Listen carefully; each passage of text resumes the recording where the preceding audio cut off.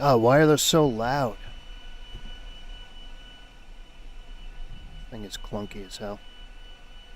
Hello everyone, I am Knee High Caliber, and you're joining me for another exciting episode of Knee High Caliber Plays War Thunder.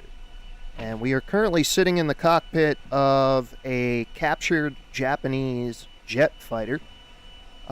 This is one that never saw service during the war. It was literally packed up in a crate in the factory it was built in. And the Lockheed Skunk Works of Palmdale, California, in cooperation with the US Navy, has been spending months putting it together. I don't think they had all the parts to build it outright, so Lockheed got involved to help finish it up with a few of improvised parts of whatnot here and there. That has me concerned because, again, rarely do I ever hear the ailerons making a noise when I move them. So that does have me a little concerned, but I trust they put this thing together well enough. Yeah, this is going to be a special flight today. We are testing out the Kikka, which is Japan's only operational jet fighter. It literally became operational at the very end of the war. I think it was used in one mission to defend Japan against a wave of B-29s. It may have been the day before we bombed Nagasaki or the day we bombed Nagasaki. I forget which, but it didn't go after the squadron that was bombing Nagasaki. It went after a separate squadron that was going after Kokura or something like that. One of those cities. Something that I think it sounds like Kokura. I don't know. I'm butchering the name, but that's something I'm pretty good at. But yeah, this is a jet fighter which is being basically analyzed for future aircraft the U.S. Navy would potentially purchase from Lockheed. The Skunk Works is a division of Lockheed that handles all their special aircraft. Again, they're in Palmdale. And I think they had a hand in building the P-38 Lightning, so they're kind of used to unusual designs. And this thing's a bit unusual. It's not too unusual. I mean, it's kind of reminiscent of the German Messerschmitt 262. I think it was developed from that aircraft. The Japanese worked with German engineers or something like that, and this is what they came up with. But yeah, we're going to flight test this today and put it through its paces and basically see what it can do performance-wise, and then we'll write a report later for Lockheed, and yeah, they'll consider developing maybe a carrier version of this or a heavily modified version of this. This is a little big for carrier operations, but it's something I've been interested in testing for a while. It's taken a while to put it together, so we finally got a chance to do it, and we're going to do it today. So without any further delay, let's get the cockpit closed up tight here. Check our gauges out. Some of them are in Japanese. That's fine. We probably should have put English labels on them, but I get the basic gist of what everything does. The engineers went over it with me. That's fine. Yeah, let's get up in the air. Flaps to takeoff.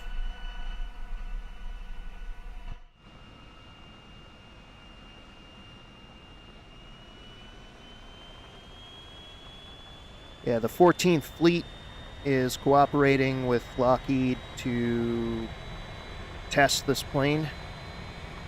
I think their ground crew people are helping. We're taking off from Hickam because Wheeler was a little too short for this jet. They were worried the runway wasn't going to be long enough. I think they're right, because it's taking me a while to get up. We have positive rate, gear up, flaps up. Gain some speed here over the bay.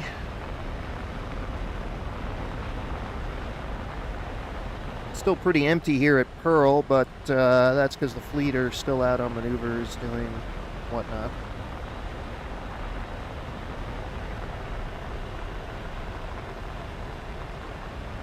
That's fine.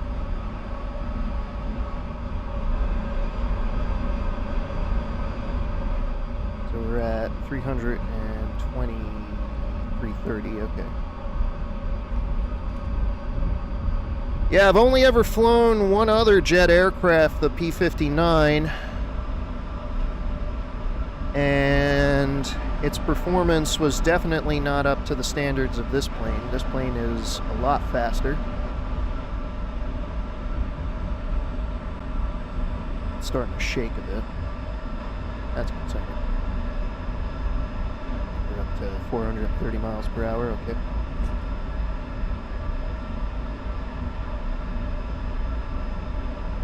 Yeah, like I said, they rushed this aircraft into service at the very end of the war. It was used in one mission.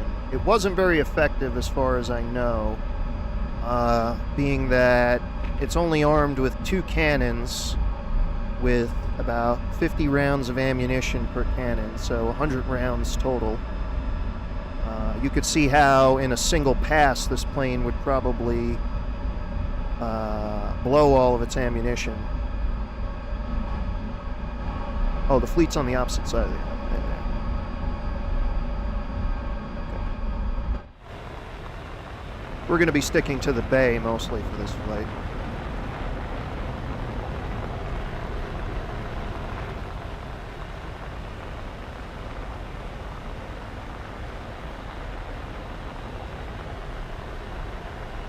See how fast we can get this thing to go.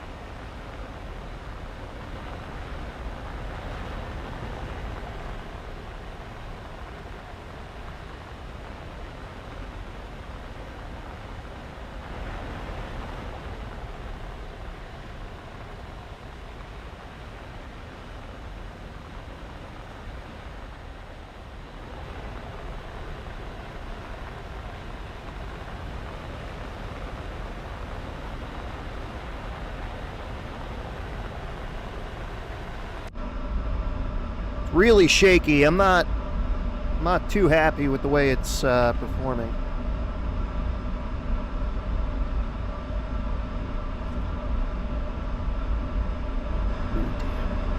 Yeah, this is not a, oh god, this is not an easy ride.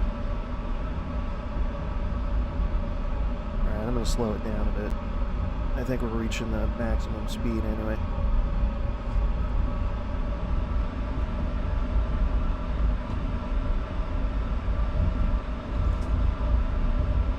I'm going to be really easy on the airframe of this thing because normally I like to push the airframes of the aircraft I fly, as you know if you've seen my other videos, but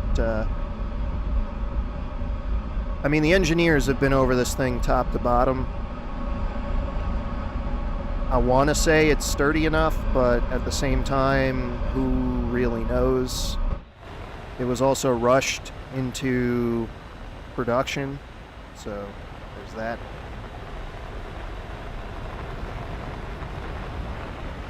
I think we also saw the, I think the British Royal Navy tested one not too long ago, too. And they weren't very impressed with it. It performed about as well as its Meteor Fighter, Gloucester Meteor. I don't know what they were expecting. They also have the 262 over in Europe. We have a couple too, but they're mostly test flying them in Europe, so I don't think we're going to see one out this way anytime soon. Maybe, who knows? I'm almost certain the flight testing for that program is completed. Pretty much know what it can do. I don't know if there are any other crazy experimental German or Japanese planes out there, but for the most part I think we've pretty much gotten our hands on everything that could fly and done what we can with it. Alright, so we're at about 11,000 feet.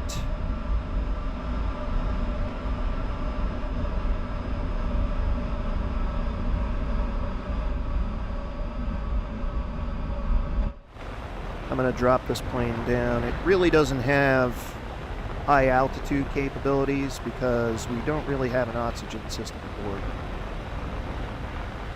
Again, I don't want to overstress the airframe on this thing. Oh, geez, it's really shaking now. All right, hold on, slow it down. Slow it down, slow it down, slow it down.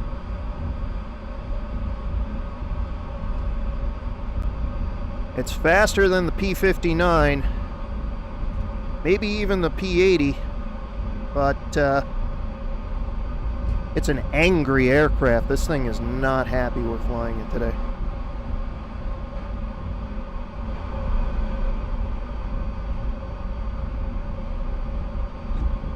So yeah, in terms of speed and altitude, I'm not impressed. Obviously, if it had an installed oxygen system, it would be different. I'm pretty sure it would go up to at least 20,000, maybe even higher.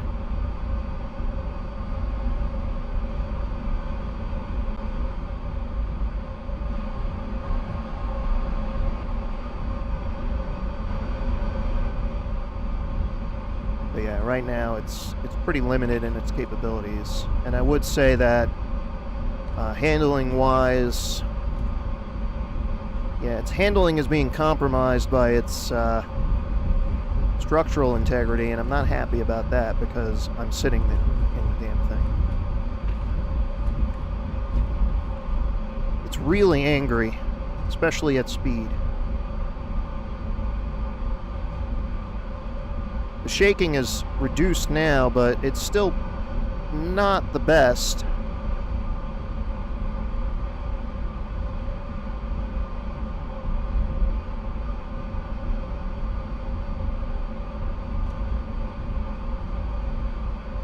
Well, I know exactly what's going in my report about this thing, at least so far. We'll go around the bay a little bit more with it and just see what else it could do. I really don't want to fly it for too much longer. I think our fuel is slowly depleting. The voltmeter, I think. Yeah, that's the fuel tanks. Yeah, so we might have a little bit of fuel left, so we'll take it around the bay another lap, and then we'll bring it in for a landing on the runway there.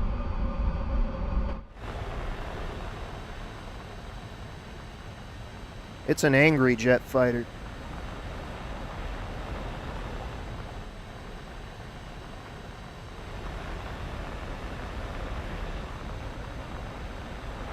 I want to say, though, some of the troubles I'm experiencing now with it are not too uncommon. Maybe not as severe with other aircraft, but we are having certain problems with the P-80. I know the pilots who fly it say it's difficult to fly at speed because they're hitting issues with wind resistance on the wings and other surfaces.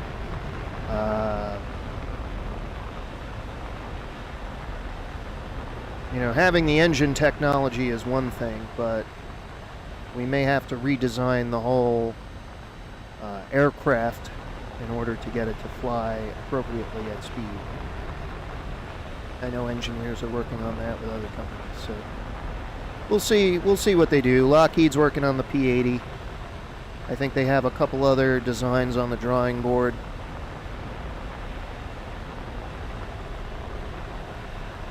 There's also a few propeller-driven aircraft that are still being developed. Still a few hybrid aircraft, too. I know that concept hasn't been completely abandoned. Although I have to say, after flying the Fireball, it wasn't very impressive. So maybe there's a better variant. That one was a little out of date, but I don't know. We'll have to see. But yeah, I pretty much have my thoughts gathered on this plane. I think we're going to put her back down on the runway and call it an episode. Very shaky aircraft, and I have to say, after crashing the KI-43, I'm not too happy being in a another Japanese aircraft, let alone a jet aircraft made by them. It's a little questionable, to say the least. So, but I wanted to fly another jet, and this test became available, so I jumped at the opportunity to do it.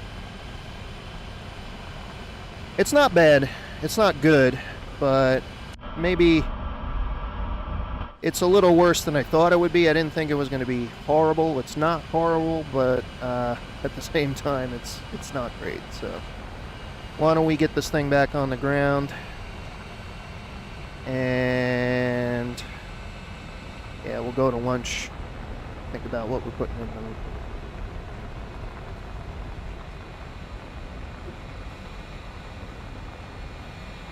Got to bleed off some speed here.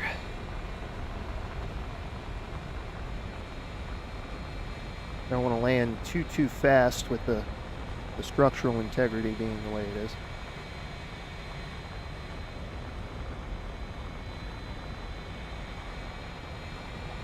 Again, I'm glad they decided to use Hickam instead of Wheeler, because yeah, Wheeler was definitely not long enough.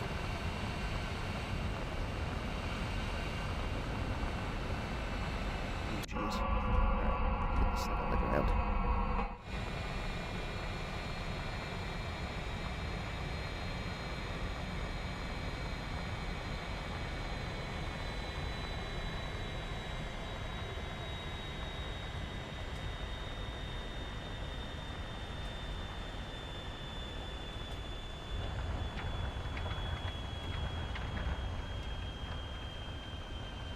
Oh yeah.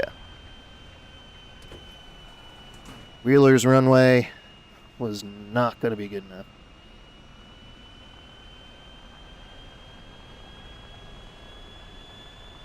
All right, thank you folks for joining me. Please don't forget to like, comment, subscribe, and hit the bell for notifications for any future videos coming your way.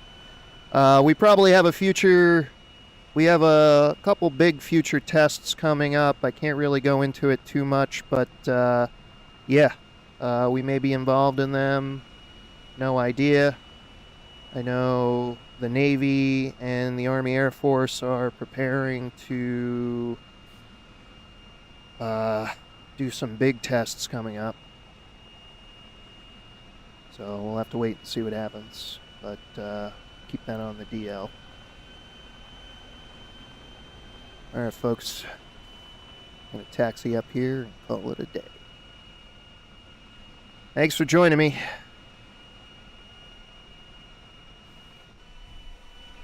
Catch you later. Shut down.